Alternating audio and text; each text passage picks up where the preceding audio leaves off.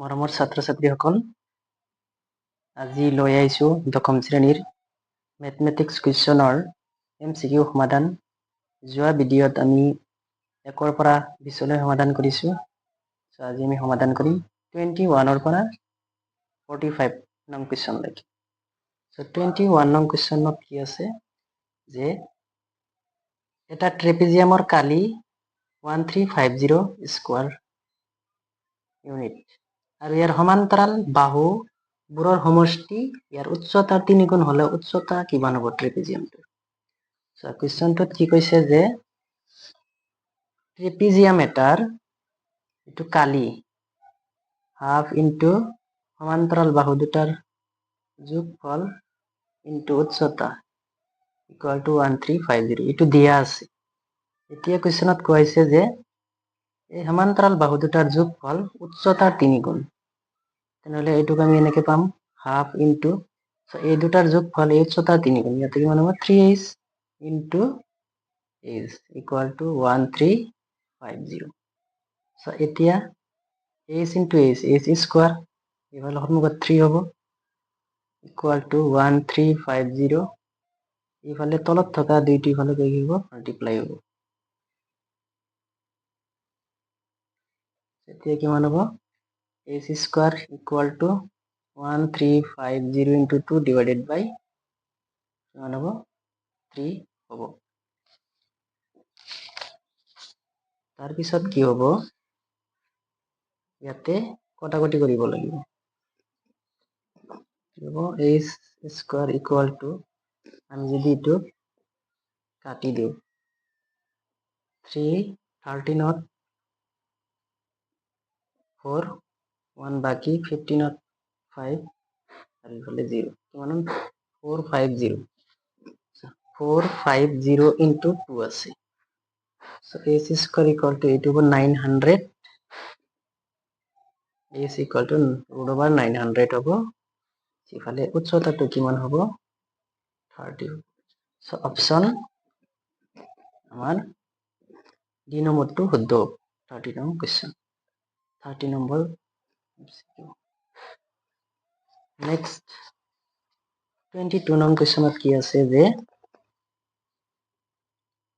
4 9 আৰু 10 হৰণ কৰিব পৰা আটাইতকৈ সৰু পূৰ্ণবৰ্গ সংখ্যাটো হ'ল 4 9 আৰু 10 হৰণ কৰিব পৰা আকৌ পূৰ্ণবৰ্গ সংখ্যা। হৰণ কৰিব লগা কোৱাৰ লগে লগে আমি লসাগু ওলাব লাগিব। 4 দিয়া আছে আমি 4ৰ স্কোয়াৰ কৰিম 2ৰ স্কোয়াৰ, তাৰপিছত দিয়া আছে 9 কি হ'ব 3 to 3 মানে 3 স্কোয়াৰ হ'ব। তাৰপিছত 10 দিয়া আছে 2 into 5 দিব। এতিয়া কি 4 9 আৰু 10ৰ LCM ওলাব লাগিব। LCM মানে লসাগু। লসাগু কি হয় প্ৰতিটো উৎপাদকৰ মৌলিক যিটো ঘাত মৌলিক সংখ্যাৰ ঘাত সৰ্বোচ্চটো আহিব। ইয়াতে 2 স্কোয়াৰ অৰ্থ নাই, 2 স্কোয়াৰ হৈছে সৰ্বোচ্চ, 3 স্কোয়াৰ 5 হৈছে এটা 5 দিম। এইখিনি মাল্টিপ্লাই কৰিলে কিমান হ'ব 180 হ'ব। এইখিনি জাষ্ট আমাৰ হৰণ কৰিব লগা হ'ল। এতিয়া যেহেতু পূৰ্ণবৰ্গ গৈছে যাৰ কাৰণে কি কৰিব লাগিব 180 ইনটু ইয়াতে 180 টো আহিল আমাৰ 5 এটা লৈ, যেহেতু এইটো এটা বৰ্গ হয় এইটো এটা বৰ্গ 5ৰ বৰ্গ লাগে, 5 এটা পূৰণ কৰিছে, এতিয়া আৰু এটা দিলেহে ডাবল হ'ব।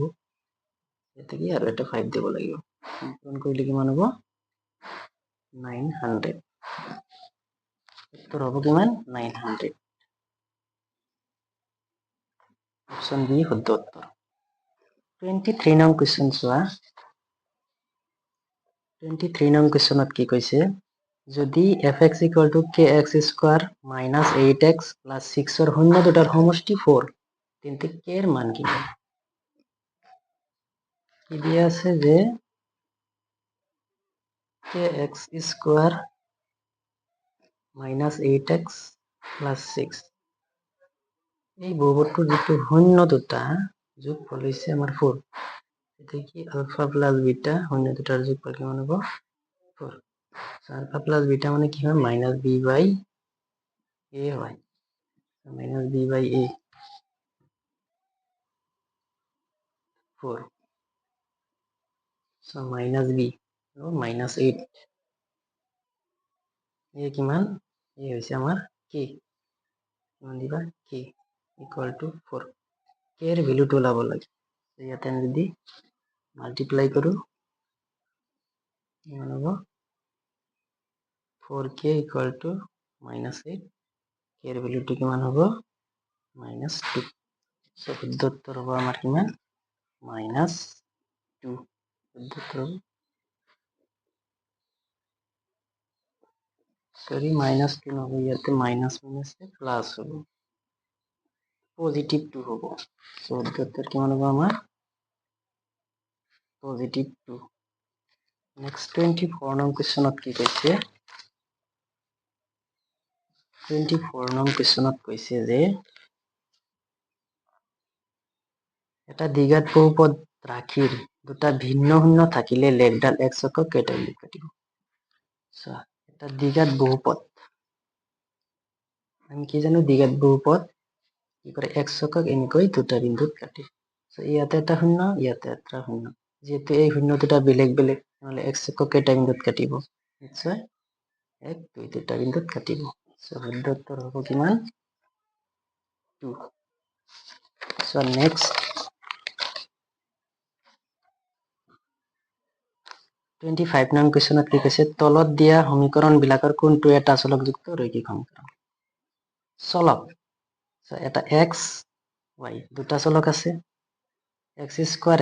x স্কয়াৰ এটা চলক x এটা চলক 5 টো ধ্ৰুৱক পথ ইয়াতে দুটা চলক আছে x y দুটা চলক t ইফালে t এটো 7 আৰু -2 ধ্ৰুৱক পথ t আৰু t এটা চলক যাৰ কাৰণে এটো হবে এটা চলকযুক্ত বহুপদ d ন রাইট आंसर নেক্সট 25 কি দিয়া আছে যে kx + 2y + 5 আৰু 3x + y = 1 ৰৈখিক সমীকৰণজোৰৰ একক সমাধান থাকিবলৈ একক সমাধান থাকিবলৈ হলে আমাৰ ফৰ্মুলাটো হয় a1/a2 ≠ b1/b2 সো ইয়াতে a1/a2 মানে কোৱেশ্চনত ভালদৰে চাই লবা a1 মানে দিয়া আছে k/a2 3 ≠ b1 দিয়া আছে 2 b2 দিয়া আছে 1 এতিয়া আমি যদি এটো পূরণ কৰো k * 1 k ≠ 3 * 2 6 k ≠ 6 হবে আমার শুদ্ধ উত্তর k ≠ 6 next 27 x + 2 whole cube = x³ - 4 সমীকৰণৰ মূলৰ সংখ্যা হল যি বহুপদৰ ঘাত মাত্ৰা যিমান সিমানেই মূল হয় ইয়াতে ভাঙিলে কিউব ফৰ্মুলা হয় কিউব আৰু ইয়াতে কিউব কাটি যাব স্কয়াৰ থাকি যাব যদি ভাঙি লোৱা কি হ'ব তাত দ্বিঘাত বহুপদ পাবা সো দ্বিঘাত বহুপদটো কি হয় আমাৰ শূন্য হয় দুটা এটো জাস্ট ভাঙিবা ইয়াতে কিউব এটা আহিব কাটি যাব স্কয়ারটো থাকি যাব শূন্য হ'ব কিমান 2 নেক্সট 28 তলৰ কোনটো সমীকৰণৰ দুটা বাস্তৱ আৰু সমান মূল আছে বাস্তৱ আৰু সমান মূল ভেদ নিৰূপক ওলাব লাগে ভেদ নিৰূপক ওলোৱাৰ পিছত যি দ্বিঘাত সমীকৰণৰ মানটো 0 হ'ব ভেদ নিৰূপকৰ মানটো 0 হ'ব এটো কি হ'ব দুটা সমান বাস্তৱ মূল থাকিব সো সি নম্বৰ যদি কৰা হয় কি হ'ব শূন্য ওলাব কাৰণ সি নম্বৰত b² - 4 এই মানটো শূন্য হ'ব লাগে সো সিত কি দিয়া আছে b এর ভ্যালুটো দিয়া আছে আমার সিত b এর মানটো দিয়া আছে -6 এর মানটো 9 আর 1 সো b এর মানটো কিমান -6 তো -6² - 4 এ দিয়া আছে আমার 9 সি দিয়া আছে 1 সো এটো কৰিলে কিমান পাবা 36 - 4 * 9 * 1 36 কিমান পালা 0 সো এটোৰ কাৰণে কি থাকিব এই দ্বিঘাত বহুপদটোৰ বা দ্বিঘাত সমীকৰণটোৰ মূল দুটা সমান পাবা সো শূন্য অপশন থাকা শুদ্ধ সো ইয়াতে আমাৰ কি হ'ব সি নম্বৰটো শুদ্ধ উত্তৰ হ'ব নেক্সট 29 কি দিয়া আছে এটা সমান্তৰ প্ৰগতিৰ প্ৰথম আৰু শেষ পদ দুটা 1 আৰু 11 যদি সমান্তৰ প্ৰগতিটোৰ পদবোৰৰ যোগফল আকৌ 36 হয় তেন্তে পদৰ সংখ্যা যোগফল মানে SN প্ৰথম পদ মানে A শেষ পদ মানে কি হয় AN যোগফলৰ পৰা আমি অংকটো ওলাব লাগিব উত্তৰটো কিমান হ'ব SN ইকুয়াল টু কিমান দি আছে 36 SN টো আমি এনেকে লিখিব পাৰো N/2 A plus AN যেহেতু প্রথম পদের শেষ পদ দিয়ে আছে এটু ফর্মুলা মারি লিখব ইকুয়াল টু 36 N/2 প্রথম পদ হইছে 1 অন্তিম পদ হইছে কিমান 11 ইকুয়াল টু 36 সো এতিয়া কি কৰিব লাগিব N/2 ইনটু এটু কিমান হ'ব 12 ইনটু 36 2 12 ত 6 কিমান হ'ল 6N equal to 36 এতিয়া n ৰ মানটো কিমান পাবা 36/6 6 পদৰ সংখ্যা হ'ব কিমান 6 সো আমাৰ এইটোৰ কাৰণে কিমান হ'ব ইকুৱেশ্যনৰ কাৰণে শুদ্ধ উত্তৰ হ'ব A নম্বৰ অপচন 6 নেক্সট 13 নং কুৱেশ্যনত কি দিয়া আছে যে 42 সংখ্যাটো তলৰ কোনটো সমান্তৰাল প্ৰগতিৰ এটা পদ তোমালোকে কি কৰিবা 42 n বুলি ধৰি লৈ ইয়াতে থাকা প্ৰতিটো সমান্তৰ প্ৰগতিৰ প্ৰথম পদ আৰু সাধাৰণ অন্তৰটো লৈ যেটোৰ কাৰণে তোমালোকে কি পাবা n ৰ মানটো পাবা এটো হ'ব শুদ্ধ বাস এটো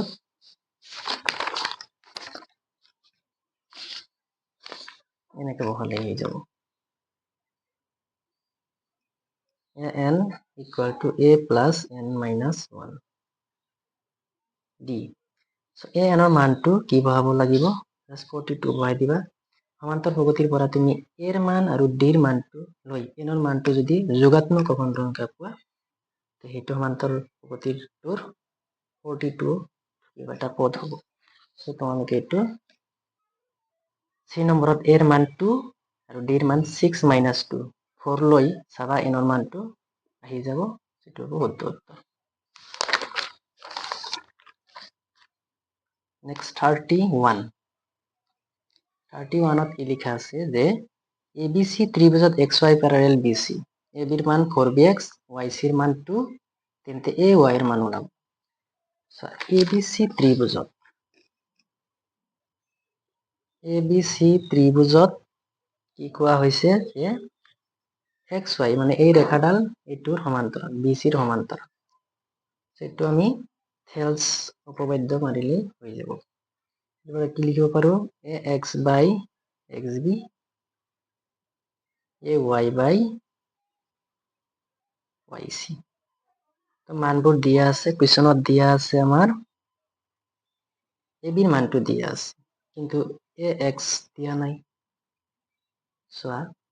AB ৰ পৰা গোটেই AB ৰ পৰা আমি যদি XB বাদ দিও কি হ'ব আমাৰ X হ'ব সো AB ৰ পৰা আমি যদি XB বাদ দিও X ৰ সমানেই হ'ব তলত কি লিখা আছে XB ৰাখি দিলা কাৰণ এটোৰ মান দিয়া আছে ইকুয়াল টু AY ৰ মানটো আমাৰ দিয়া নাই এটো ওলাব লাগে ডিভাইড YC ৰ মানটো 2 দিয়া আছে কোৱেশ্যনত ভালদৰে চাই লবা AB ৰ মানটো আমাক দিয়া আছে কিমান 4XB minus XB divide XB equal to AY by 2 4XB minus XB 3XB divide by XB কাটি গল AY by কিমান 2 সো এতিয়া AY টো কিমান হ'ব AY টো ৰাখি দিলে কিমান হ'ব 2 into 3 6 AY ৰ মানটো কিমান হ'ব 6 সো শুদ্ধ উত্তৰ কিমান 6 সো এটোৰ কাৰণে আমি কিমান পাম 31 নং কুৱেশ্যনৰ শুদ্ধ উত্তৰটো পাম কিমান 6 পাবা এটো ভুল দিয়া আছে 6 নেক্সট 32 নং কুৱেশ্যনত ABC আৰু PQR দুটা ত্ৰিভুজ সদৃশ ABC আৰু PQR ৰ মধ্যমা টো হ'ব আমাৰ CM আৰু RN তেনেহলে ABC PQRN যে তোমাৰ সদৃশ হয় তলৰ কোনটোৰ লগত আকৌ সদৃশ হোৱা বুজাব সো এইটোৰ কাৰণে কি কৰিম আমি দুটা ত্ৰিভুজ আঁকি লম। প্ৰথমটো আঁকি ল'ব লাগিব এ বি চি, দ্বিতীয় হ'ব পি কিউ আর। এই এবিসি ত্রিভুজের মধ্যমা দিয়ে আছে আমার সিএম। এইটো মধ্যমায় কি করে এই বাহুটোক দুটা সমান ভাগত ভাগ কৰিব। আৰ এন টো কি কৰিব এই বাহুটোক দুটা ভাগত ভাগ কৰিব। তেনেহলে আমাৰ কি হ'ব এইটো ট্ৰায়াঙ্গল আৰু এইটো ট্ৰায়াঙ্গল সদৃশ হ'ব, এইটো আৰু এইটো সদৃশ হ'ব। আমি চাব লাগিব A M C P N R টো যদি থাকে তাতে কি হ'ব শুদ্ধ উত্তৰ হ'ব। চোৱা A M C P N R, চোৱাচোন A M C P N R, এই নম্বৰটো আমাৰ কি হ'ব শুদ্ধ, এইটোৱে শুদ্ধ। So next 33 নং কুৱেশ্যনত এটা বৃত্তৰ এ বি বেগ দি আছে, কেন্দ্ৰটো দি আছে 2,-3, বি স্থানাংক 1,4 হলে এৰ স্থানাংক এইটো কি কৈছে যে আমার একটা বৃত্ত দিয়া আছে, এইটো বেগ দিয়া আছে এ বি, ইয়াতে মাজতে কেন্দ্র। কুৱেশ্যনত দিয়া আছে আমাৰ বিৰ স্থানাংক 1,4, এৰ স্থানাংকটো ওলাব ধৰা হল এক্স ওয়াই ধৰি ললো। কেন্দ্ৰটো দিয়া আছে 1 নহয় 2,-3, এইটো তোমালোকে জাস্ট মধ্যবিন্দুৰ স্থানাংক মাৰি দিয়া। মধ্যবিন্দুৰ স্থানাংকটো কি আছিল x1 plus x2 divided by 2, y1 plus y2 divided by 2, এইটো হৈছে আমাৰ মধ্যবিন্দু। তেনেহলে এইটো বেখৰ মধ্যবিন্দু আমাৰ কি এইটো কেন্দ্ৰটো হ'ব। সো কেন্দ্ৰটো কি দিয়া আছে 2,-3। এতিয়া আমাৰ কি ওলাব লাগে x আৰু y ওলাব লাগে। x1 মানে x, x2 মানে আমাৰ কি 1 divided by 2, y1 মানে y, y2 টো আমাৰ 4 divided by 2 is equals to 2,-3। এতিয়া আমি এইটোৰ লগত এইটো সমান বুলি কনসিডাৰ কৰিব পাৰো। x plus 1 divided by 2 এইটো দিয়া আছে 2, কি পাম x plus 1 equal to এইটো কিমান হ'ব 4। সো x এর মান কিমান পাম আমি x এর মানটো 3 পাম। নেক্সট ইয়াৰটো আমি এইটোৰ লগত তুলনা কৰিব পাৰো। সো কি হ'ব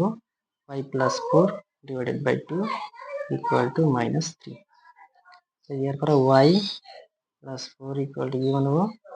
-6 এর সমান হ'ব, y এর মানটো কিমান হ'ব -10। সো 3, -10 হ'ব আমাৰ এই বিন্দুৰ স্থানাংক। কিমান হ'ব 3, -10 হ'ব আমাৰ এই বিন্দুৰ স্থানাংক। নেক্সট 34 -4,6 বিন্দুটো a, -6,10 b, 3, -8 সংযোগী ৰেখাখণ্ডৰ অন্তৰ্বিভক্ত কৰা বিন্দুটো ওলাব। তোমালোকৰ কাৰণে এই কুৱেশ্যনটো বহুত জটিল হয়, কিন্তু বুজি পালে কিন্তু একো নাই দেই। তোমালোকে এইটো বিভাজন সূত্ৰ মাৰি দিলেই হৈ যাব। সেইটোৰ কাৰণে কি কৰিব লাগিব ৰেখাখণ্ডটো আঁকি ল'ব লাগিব। এনেকৈ আঁকি ল'লা, ৰেখাখণ্ডটোৰ এটা বিন্দু এ দিলা আৰু এটা বিন্দু বি দিলা। এতিয়া এই মাজতে এটা কি মান আছে পয়েন্ট আছে, কত আছে তা আমি নাজানো, ধৰা ইয়াতে ধৰি ললা -4,6। এতিয়া এই বিন্দুটোৱে কি কৰিলে এই ৰেখাডালক কিমান অনুপাতত ভাগ কৰিলে, ইফালে কিমান ললে ইফালে কিমান ললে, এইটোৱে আমাৰ ওলাব দিছে। এই বিন্দুৰ স্থানাংকটো কিমান দি আছে -6,10, বি বিন্দুৰ স্থানাংক দি আছে 3,8।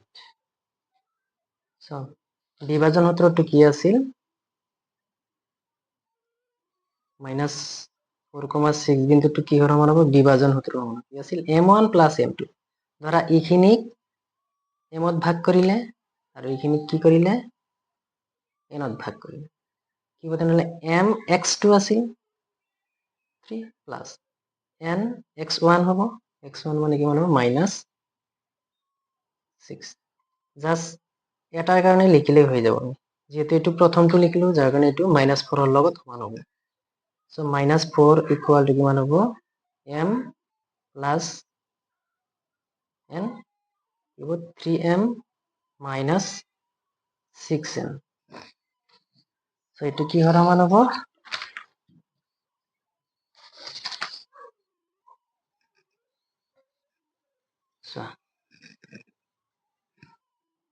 এইখিনি আমাৰ 4ৰ সমান হ'ব। এতিয়া 4ৰ লগত পূৰণ কৰি লৈ যাব। Minus 4m minus 4n equal to 3m minus 6n। m আৰু n হকবোৰ মিলাব লাগিব। মাইনাস 4m এইটো ইফালে আনিলো, মাইনাস 3m হ'ল, ইকুয়াল টু লিখিলো মাইনাস 6n এইটো ইফালে লৈ গ'লো প্লাস 4n হ'ল। এতিয়া হ'ব মাইনাস 7m হ'ল আৰু ইফালে হ'ব আমাৰ মাইনাস 2n। মাইনাস মাইনাস কাটি দিব পাৰো, m ডিভাইড n আনিবা, ইকুয়াল টু 2 ডিভাইড কি হ'ব 7 হ'ব। তেনেহ'লে যেহেতু আমি ৰেখাডালক m আৰু n অনুপাতত ভাগ হৈছে বুলি ধৰি লৈছো, যাৰ কাৰণে এইটো কি হ'ব m/n ৰ মান কিমান হ'ব 2:7। শুদ্ধ উত্তৰ হ'ব আমাৰ কি 2:7। এইটোৰ কাৰণে শুদ্ধ উত্তৰ হ'ব 2:7, অপশন ডি শুদ্ধ উত্তৰ। নেক্সট 35 নং কুৱেশ্যনত কি দিয়া আছে, ত্ৰিকোণমিতিৰ পৰা আহিছে। যদি sin a equal to cos 33 degree, যদি এই কন্ডিশনটো এৰ মানটো 90তকে সৰু হ'ব, তেন্তে এর মানটো কিমান হ'ব? কি দিয়া আছে এইটো sin a equal to cos 33 degree. এই এটো ওলাব লাগে, sin a ৰাখি দিলা। আমি এটো কি লিখিব পাৰো, cos a টো কি লিখিব পাৰো sin 90 মাইনাস a, কিন্তু ইয়াতে এটো 33। এইটো এটা সূত্র আছিল, কি সূত্র আছিল যে cos a equal to sin 90 minus এইটোৱে সেম, এইটো সূত্ৰ আমি ইয়াতে এপ্লাই কৰিছো। sin sin দুইফালে কাটি দিব পাৰো, a ইকুয়াল টু কিমান পাবা 90 ৰ পৰা 33 বাদ দিলে কিমান হ'ব 57। সো শুদ্ধ উত্তৰ হ'ব 57। সো এইটোৰ কাৰণে শুদ্ধ উত্তৰ 57, অপশন ডি। অপশন ডি টো হ'ব শুদ্ধ উত্তৰ। নেক্সট 36 নং কুৱেশ্যনত কি দিয়া আছে, যদি a tan θ equal to x, b cot θ equal to y, তেন্তে x আৰু y এৰ পূৰণফল কিমান? সো x এৰ মান আৰু y এৰ মানটোৰ পূরণফল কিমান হ'ব? x y, x এর ঠাইত x এর মান দিয়া আছে a tan θ পূরণ b y এর ঠাইত কি দিয়া আছে b cot θ। এইখিনি মান কিমান হ'ব? সো a আৰু b হ'ল tan θ আৰু cot θ ৰ পূরণফল কিন্তু 1 হয়, তোমালোকে জানা। কিমান হ'ব a b ইনটু 1 কিমান হ'ব a b। সো শুদ্ধ উত্তর হ'ব আমার কি a b। শুদ্ধ উত্তরটি কি হবে আমার a b। সো এটার জন্য শুদ্ধ উত্তর কিমান হ'ব a b। 37 নং কোয়েশ্চন কি দিয়া আছে, বৃত্তৰ পৰা আহিছে। যদি এটা বিন্দু P ৰ পৰা O কেন্দ্ৰযুক্ত, P বিন্দুটো হৈছে আমাৰ বহি বিন্দু, O হৈছে কেন্দ্ৰ, তাৰে পৰা এডাল স্পৰ্শক, এডাল নহয় দুডাল স্পৰ্শক দি আছে P আৰু PB। স্পৰ্শক কেইডাল আকৌ পৰস্পৰে 80 ডিগ্ৰী কোণত মানে 80 ডিগ্ৰী কোণত হালি আছে, তেন্তে P O A কোণ ওলাব লাগে। এইটো কাৰণে যাৰ চিত্ৰটো আঁকিলে আমি বুজি পাম। ধৰা এইটো বৃত্ত আঁকি ললো, ইয়াতে বিন্দুটো হ'ল P, তাৰে পৰা দুডাল স্পৰ্শক টনা হৈছে, এডাল হৈছে PA আৰু এডাল হৈছে PB, মাজতে দিয়া আছে কেন্দ্ৰ O। আমাক কি ওলাব লাগে POA, মানে এই কোণটো আমাৰ ওলাব লাগে, এই কোণটো ওলাব লাগে। আৰু এইখিনি 80 ডিগ্ৰী কোণত হালি আছে, গোটেইখিনি আছে। যেহেতু আমি OP টো কি দেখা পাইছো এংগেলৰ সমদ্বিখনত, তেনেহ'লে এই ওপৰত কিমান হ'ল 40 ডিগ্ৰী এংগেল হৈ গ'ল, আধা আধা হৈ গ'ল। এই ট্ৰায়াঙ্গলত যদি আমি কি কৰো কোণ সমষ্টি ধৰ্ম মাৰো, এইটোতো উপপাদ্য 10.1 মতে 90 হ'ব, তেনেহ'লে এই কোণটো কিমান হ'ব, এই কোণটোক যদি আমি 1 ধৰি লওঁ তেনেহ'লে কি হ'ব angle 1 plus angle A plus 40 degree equal to কিমান হ'ব 180, কোণ সমষ্টি ধৰ্ম হয়। সো 1 2 ওলাব লাগে, এংগেল 1 A মানে কিমান হ'ব 90 ডিগ্ৰী হ'ব, plus 40 degree equal to 180 degree. So angle 1 equal to কিমান হ'ব 180 মাইনাস এটো কিমান 130, ইফালে গ'লে কি হ'ব মাইনাস 130 হ'ব। সো এইটোৰ কাৰণে এংগেল 1 কিমান হ'ব এংগেল 1 ইকুয়াল টু 50 ডিগ্ৰী তাৰ মানে POA কিমান পাবা POA কিমান পাবা 50 ডিগ্ৰী শুদ্ধ উত্তৰ হ'ব 50 ডিগ্ৰী কি হ'ব শুদ্ধ উত্তৰটো কিমান হ'ব 50 ডিগ্ৰী নেক্সট 38 নং কোৱেশ্চন কি দিয়া আছে এটো লেসন 12 ৰ পৰা আহিছে বৃত্তমন্দিয় কালিৰ পৰা আৰ ব্যাখাদাৰ এটা বৃত্তৰ কেন্দ্ৰত ডিগ্ৰী মাপ হৈছে থিতা মানে মানটো দিয়া নাই ডাইৰেক্ট থিতা বুলি দিছে বৃত্ত কলাটোৰ এটা চাপৰ দৈৰ্ঘ্য ওলাব লাগে মানে বৃত্ত এটাৰ ভিতৰত আৰ ব্যাখাৰ্ধ আছে ধৰা ইটো আৰ ব্যাখাৰ্ধ ইফালৰ পৰা ইটো টানি দিলে ইটো আৰেই হ'ব মাজত কি হৈছে আমাৰ থিতা কোণ উৎপন্ন কৰিছে এতিয়া এই ব্যাখাৰ্ধটো হৈছে আৰ ইটো হৈছে আৰ এতিয়া কৈছে আমাৰ এই যিটো চাৰিওফালে চাপ দেখা পাইছো এইটোৰ দৈৰ্ঘ্য কিমান বৃত্তকলাৰ চাপৰ দৈৰ্ঘ্যৰ সূত্ৰটো কি আছিল থিতা বাই 360 ইনটু 2 পাই আৰ এতিয়া আমি থিতাৰ ঠাইতো থিতা দিয়া আছে 360 ইনটু 2 পাই আৰ এৰ হ'ব এইটো অপশন যদি নাথাকে তাহলে আমি কটাকটি কৰিব লাগিব এইটো অপশন দিয়া নাই যাৰ কাৰণে আমি কি কৰিম এইটো 2 ৰে 360 কাটি দিম 180 পাম তেনেহলে কিমান পালা থিতা পাই আর ডিভাইডেড বাই 180 এইটোৱে শুদ্ধ হ'ব কিমান পাবা অপশন বি পাবা শুদ্ধ নেক্সট 39 নং কোৱেশ্চন বৃত্তৰ ভিতৰত থকা এটা বিন্দু মাজেৰে টানিব পৰা স্পৰ্শৰেখা এডাল স্পৰ্শই এটা বিন্দুত কাটে যেহেতু বৃত্তটোৰ এই স্পৰ্শকডালৰ বিন্দুটো কত লাগি থাকে বৃত্তত লাগি থাকে এতিয়া সেই বিন্দুটো বৃত্তৰ ভিতৰত তেনেহলে ভিতৰত থাকিলে তো আমি স্পৰ্শক টনা সম্ভৱ নহয় যাৰ কাৰণে কিমান হ'ব 0 হ'ব বৃত্ত এটাৰ যদি আমি কি স্পৰ্শক আঁকিব যাওঁ ধৰা এইটো এ এইটো স্পৰ্শক বিন্দু এই বিন্দুটো আমাৰ ভিতৰত তেনেহলে এনেকৈ যদি আঁকি দিওঁ তেন্তে এইটো স্পৰ্শক হ'ব নোৱাৰে যাৰ কাৰণে কি হ'ব স্পৰ্শক আঁকিব নোৱাৰো শূন্য হ'ব সম্ভৱ নহয় যাৰ কাৰণে এইটো কি হ'ব আমাৰ শূন্য অপশনটো শুদ্ধ হ'ব 40 নং কোৱেশ্চনত কি দিয়া আছে মৰমৰ ছাত্ৰ ছাত্ৰীসকল এটা বৃত্তৰ পৰিধি দিয়া আছে 22 সেন্টিমিটাৰ বৃত্তৰ চাৰিওফালে যিটো লেংথ যিটো দৈৰ্ঘ্য 22 সেন্টিমিটাৰ তেনেহলে এই বৃত্তটোৰ এটা চুক হয় এই চুকৰ কালিটো কিমান এটা বৃত্তত চুক থাকে 4টা ধৰা এইটো বৃত্ত যদি বৃত্তটোৰ মাজত ব্যাসাৰ্ধই কি কৰে ব্যাসাৰ্ধৰ এইখিনি মাপ যদি 90 ডিগ্ৰী হয় তেনেহলে এইটোক এটা চুক বুলি কোৱা হয় এই চুকটোৰ কি ওলাব দিছে আমাৰ কালি ওলাব দিছে কিন্তু এটোৰ কাৰণে আমাৰ r লাগিব r2 ওলাই ল'ব লাগে r2 দিয়া আছে যেহেতু পৰিধি দিয়া আছে তেনেহলে বৃত্তৰ পৰিধি কি হয় 2 পাই r এটোৰ মান কিমান দিয়া আছে 22 এই 2 এৰ এটো কাটি দিলে কিমান বাৰ 11 বাৰ সো পাইৰ মানটো বহাই দিলো 22/7 into r equal to 11 so r2 কিমান হ'ব r ইকুয়াল টু 11 এইটো ভগ্নাংশ দিয়ে এইফালে যে উলটি যায় 7/22 এটা 11 22 দুইবার সো r এর মানটো কিমান পালো আমি 7/2 সো r যদি আমি 7/2 পালো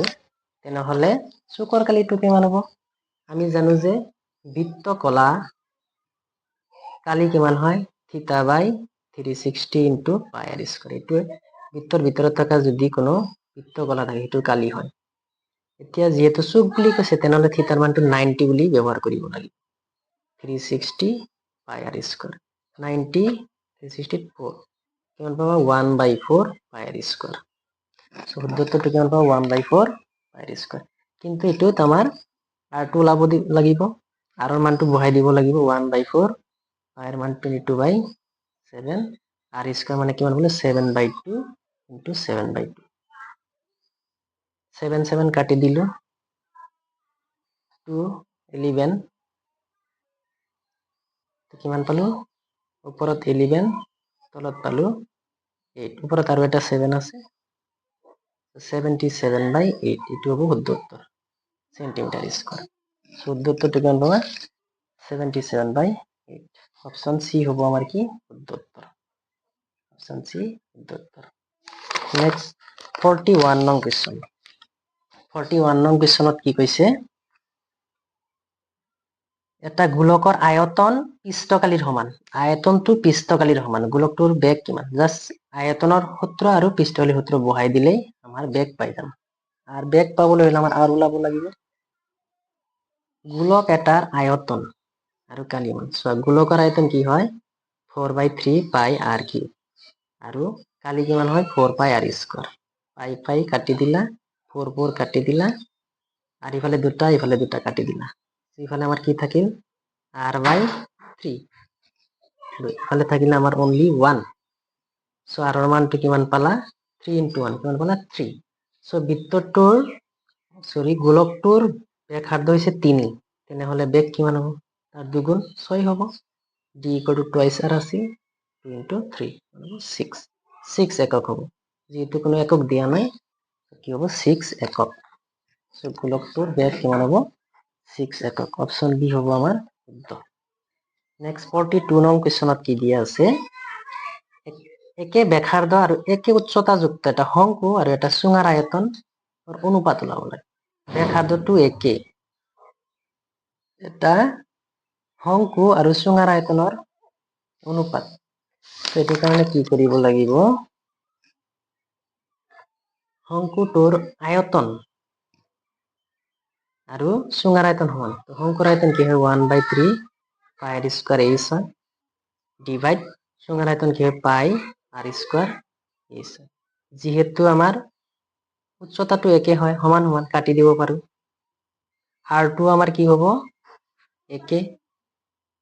r স্কয়াৰ কাটি দিলো পাই পাই কাটি দিলে কি থাকিল ওপৰত 1/3 তার তলত 1 তেনেহলে কিমান 1/3 হ'ব অনুপাতটো কিমান হ'ব 1:3 হ'ব শংকুটোৰ আয়তন আৰু চুঙাৰ যিটো আয়তন অনুপাতটো কিমান হ'ব এইটোৰ হ'ব 1:3 এইটো পাবা নেক্সট এটো কিমান অপশন বি 1:3 43 নং কুৱেশ্যনত কি দিয়া আছে মৰমৰ ছাত্ৰ ছাত্ৰীসকল মধ্যম আৰু বহুলকৰ পাৰ্থক্য 24 পৰিসংখ্যাৰ পৰা আহিছে অধ্যায় 14 পৰা মধ্যম আৰু বহুলকৰ পাৰ্থক্য 24 তেন্তে মাধ্য আৰু মধ্যমাৰ পাৰ্থক্য মাধ্য আৰু মধ্যমাটো আমাৰ ৰাখি দিব লাগিব তাৰপিছত সিহঁতৰ মাজৰ পাৰ্থক্যটো আমি ওলাব লাগিব সো আমি এটা সূত্ৰ জানো কি যে 3 মধ্যমা = বহুলক প্লাস 2 মাধ্য যেহেতু কুৱেশ্যনত আমাক কি ওলাব দিছে মাধ্য আৰু মধ্যমাৰ পাৰ্থক্য এইটো আৰু এইটোৰ পাৰ্থক্য তেনেহলে মাধ্যৰ পৰা মধ্যমাটো বিয়োগ থাকিব লাগিব তেনেহলে আমি কি কৰিম 3 মধ্যমা ৰাখি দিম কাৰণ এইটো আমাৰ লাগিব বহুলকৰ ঠাইত আমি কি কৰিব পাৰিম মান এটা বহাব পাৰিম যেহেতু আমাৰ কি দিয়া আছে যে কুৱেশ্যনটো দিয়া আছে যে মধ্যমা মাইনাস বহুলক এটার মান 24 দিয়া আছে যেহেতু আমার বহুলক লাগে তাহলে কি হবো মধ্যমা মাইনাস 24 ইকুয়াল টু বহুলকটো আমি এখানে লই গলো বহুলকৰ মানটো কিমান মধ্যমা মাইনাস 24 সো তেনেহলে আমি কি কৰিব পাৰো ইয়াতে মধ্যমা মাইনাস 24 প্লাস 2 মাধ্য এতিয়া কি কৰিম আমি মাধ্যৰ পৰা কি কৰিম এখানে থাকক এইটো ওলাব লাগিব কি হ'ব 2 মাধ্য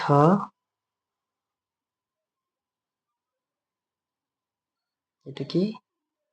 প্লাস মধ্যমা দিয়া আছে বাওফালে থাকা 3 মধ্যে ইফালে বিয়োগ করে দিলে 3 মধ্যমা 24 টো কি করিল আমি এইফালে লৈ আহিল তেনে পজিটিভ 24 হ'ব ইফালৰ পৰা এইফালে আহিলে কি পজিটিভ হয় সো কিমান হ'ব এইটো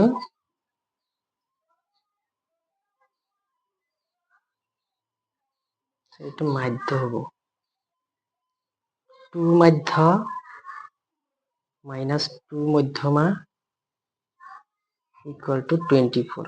2 যদি কাটি দিও কি থাকিব মাধ্য মাইনাস মধ্যমা ইফালে কিমান পাম 12 পাম এইটো আমাৰ ওলাবলগীয়া পাৰ্থক্য যেটো কি কৈছে মাধ্য আৰু মধ্যমাৰ পাৰ্থক্য কিমান হ'ব 24 মাধ্য আৰু মধ্যমাৰ পাৰ্থক্য কিমান পালো 12 পালো 12 অপশন বি 44 নং কোৱেশ্চনত কি দিয়া আছে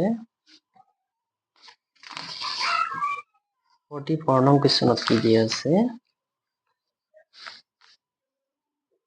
প্ৰথম একটা স্বাভাৱিক সংখ্যাৰ পৰা এটা সংখ্যা লোৱা হল সংখ্যাটো 8 এৰে বিভাজ্য হ'ব লাগিব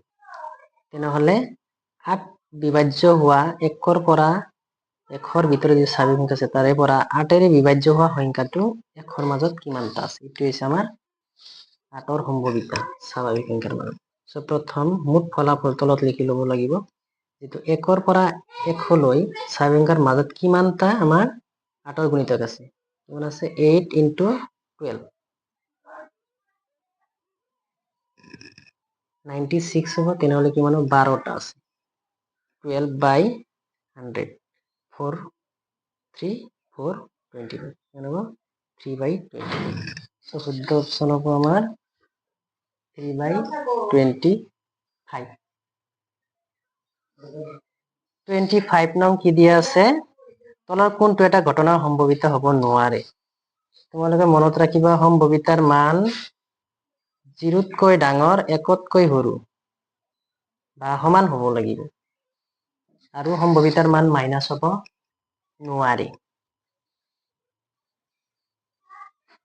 সো ইয়াতে চোৱা 1.2 অপশন দিয়া আছে 1.2 টো হল আমাৰ 1তকৈ ডাঙৰ তো সম্ভাৱিতাৰ মান হ'ব নোৱাৰে যাৰ কাৰণে এইটো হ'ব শুদ্ধ উত্তৰ সো তোমালোকৰ যদি সমাধানবোৰ সহজ লাগিছে তেনেহলে পৰৱৰ্তী সময়ত 2023 22 সমাধানবোৰ আমি দি থাকিম তোমালোকক কেনেকুৱা সমাধান লাগে কবা মই সলভ কৰি দিয়াৰ কাৰণে চেষ্টা কৰিম